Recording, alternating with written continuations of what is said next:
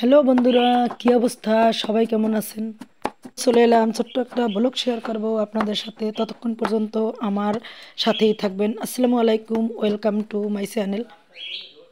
ইনবক্সে এত এত কোয়েশ্চেন পাই, সকল কোয়েশ্চেনের উত্তর আমি আজকে এই ভিডিওতে দিব।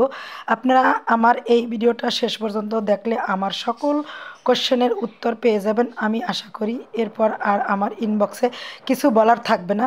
ইনবক্সে অনেকেই প্রশ্ন করেন যে আপু তুমি কি অ্যাপ দিয়ে ভিডিও বানাও? আসলে আমি ইনশর্ট অ্যাপ দিয়ে ভিডিও বানাই। ইনশর্ট অ্যাপ দিয়ে আমি ভয়েস ওভার করি। আর আবার অনেকে প্রশ্ন করেন যে আপু মিউজিক ব্যবহার করা যাবে কিনা? না, একদমই মিউজিক ব্যবহার করা যাবে না।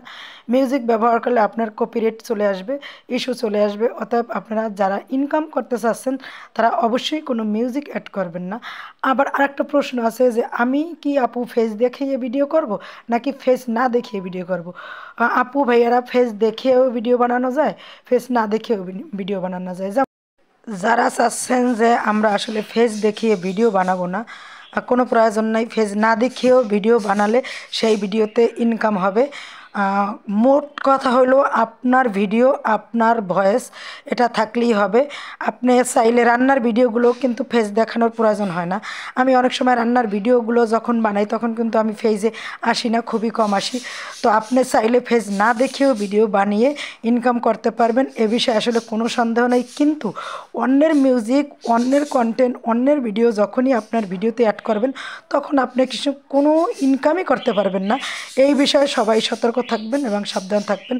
আপনার ভিডিও আপনি বানাবেন, আপনার ভিডিওতে আপনি ভয়েস দেবেন, তাহলে আপনার ইনকাম করা সহজ হবে। আপু ভাইয়ারা, ভিডিও বানানো খুবই সহজ, কিন্তু ভিডিওতে ভয়েস দেওয়া সবচেয়ে কঠিন কাজ। এই ভয়েসটাই হলে ভিডিওর মূল থিম।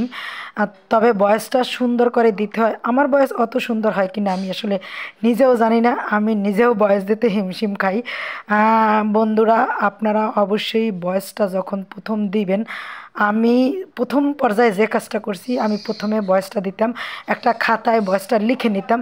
আপনারা চাইলে খাতায় ভয়েসটা লিখে নিতে পারেন এবং ওই খাতাটা দেখে দেখে ভয়েসটা দিবেন। আমি এখন ভয়েস মুখস্থই দেই, লেখার থেকে আমার মুখস্থ দেওয়াটা সহজ হয়ে গেছে। বন্ধুরা, চাইলে আপনারা আমার মতো প্রথম পর্যায়ে খাতায় ভয়েসটা লিখে নেবেন, তারপর ভয়েস অ্যাড করবেন।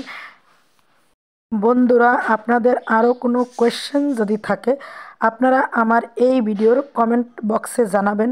আমি পরবর্তী ভিডিওতে আপনাদের এই কোয়েশ্চেনের উত্তর অবশ্যই দিব।